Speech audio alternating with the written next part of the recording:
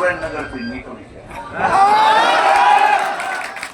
બાકીના જે આપણા લાગતા વળગતા છે તમામ ભાઈઓને કહે કે પોતપોતાના મોબાઈલમાં વિડિયો બનાવે, અપીલ કરે કે ભાઈ રાજુભાઈ કરપડા આખી ટીમ સાથે મયુરભાઈ હોય, પરસોત્તમભાઈ હોય, ધર્મેન્દ્રભાઈ હોય, ના ભાઈ અમારે રમેશભાઈ, વિહાભાઈ, કિશોરભાઈ, દેવકરણભાઈ બધા બેઠા છે।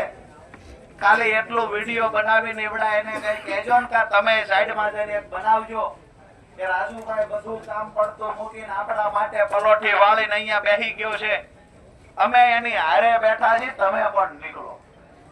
આવી દોસ્તો અપીલ કરજો।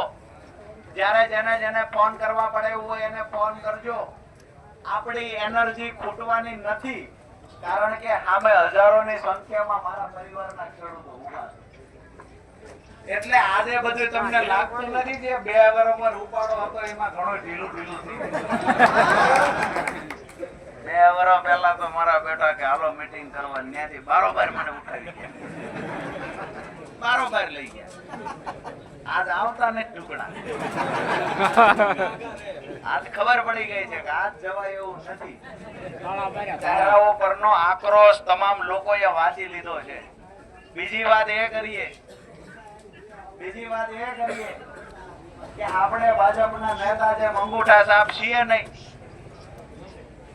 અમને એવું લાગ્યું હજી ભણતર ઘટે છે, તમે વકીલાતનું ભણીએ।